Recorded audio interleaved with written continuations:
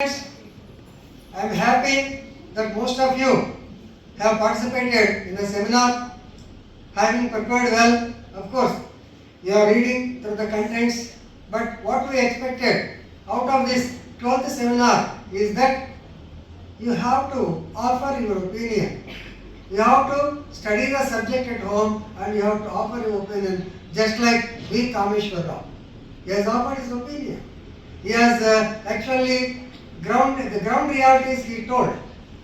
So friends, bar and bench relations or bench and bar relations or the relations between judges and the advocate should be cordial, should be harmonious, should be mutually respectful to each other.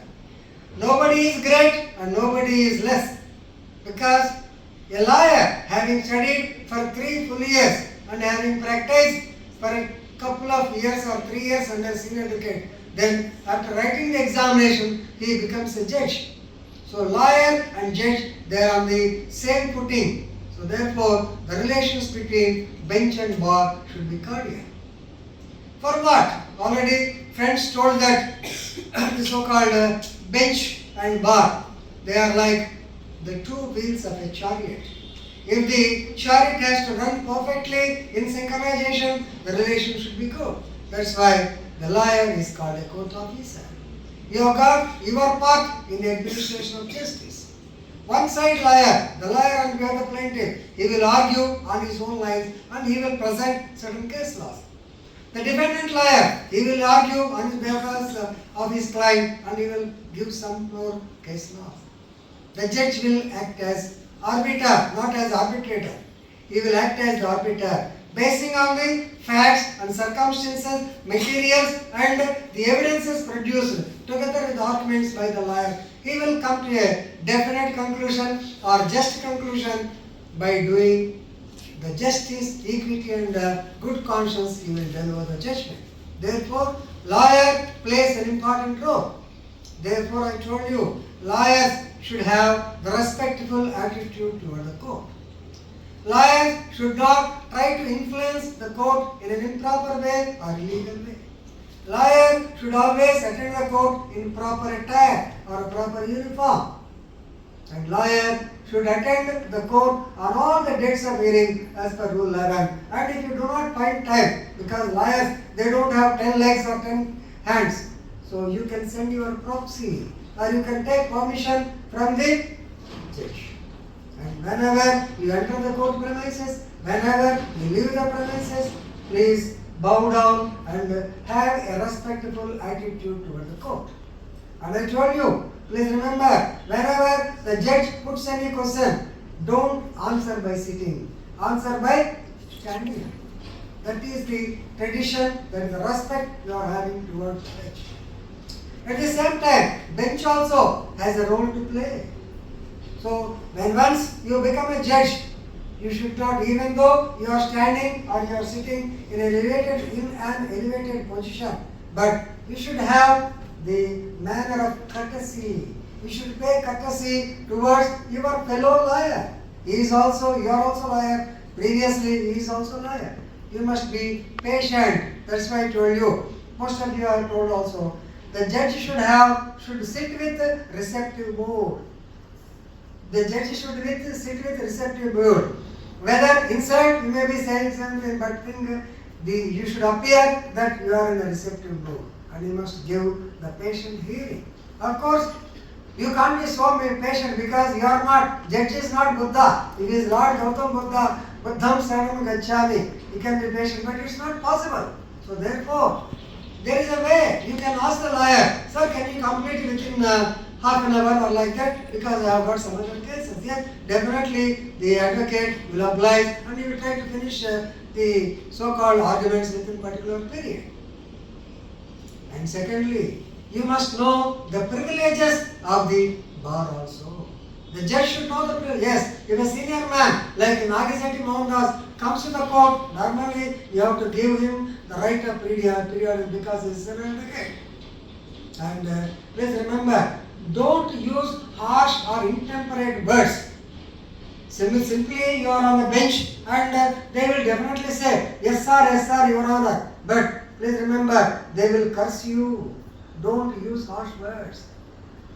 And you can interfere whenever there is a necessity. Somebody said interruption should not be there. But according to section 145 of the Indian Evidence Act, yes, judge is the final arbiter to allow certain questions and to not to allow certain questions.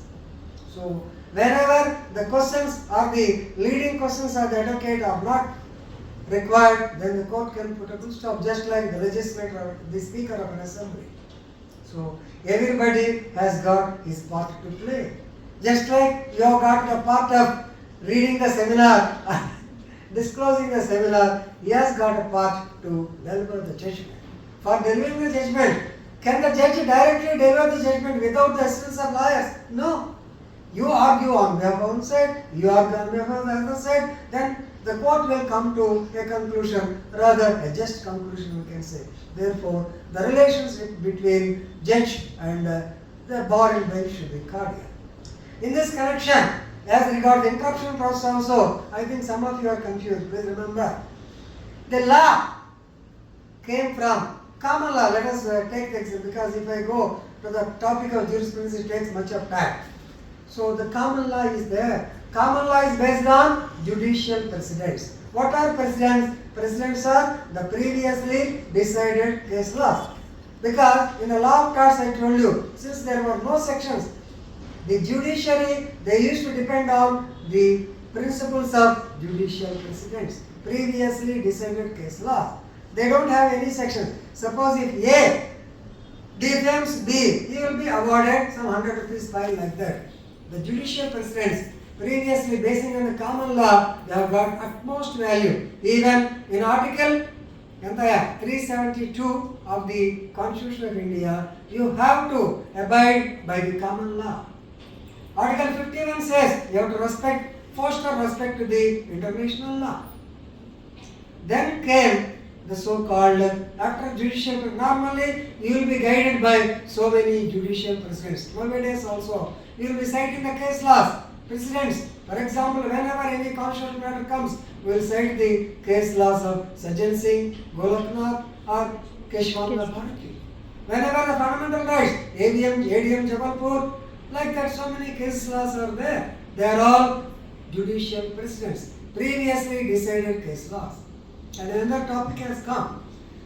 I have given an example of Justice B.R. Gawai. Very recently has made those comments. So that is called Obiter Dicta. What is Obiter Dicta? Obiter Dicta, even you remember, judge is also human being. Judge is also human being. Sometimes he has to open his mouth. Sometimes inadvertently he passes some comment. But please remember, that comment may not find place in the judgment. That's why it's called Obiter Dicta or passing judgment. The example I have given you, Justice B.R. Gawai, very recently, he stated that if the process of freebies is being continued, then you are creating a class where they think that they can happily sit and eat away the government's money. Should not like that. అందుకనే పెద్దలు చెప్తారు, మీరు డబ్బులు ఇచ్చి చేయకండి. వాడికి China సామెత చెప్తానే, వాడికి ఏమంటారు, చేపను పట్టే పద్ధతి, దాన్ని ఏమంటారు, గాలం.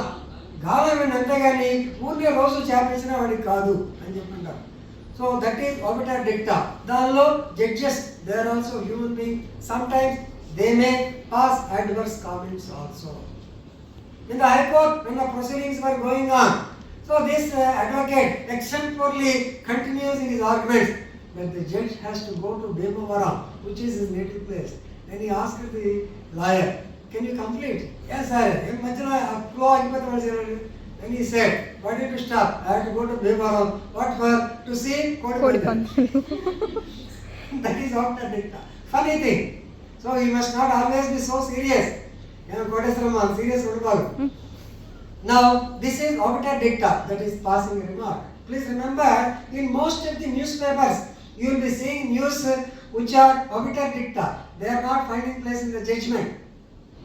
Then, the most important is Stare Decisis. Stare Decisis and another. So what is Stare Decisis?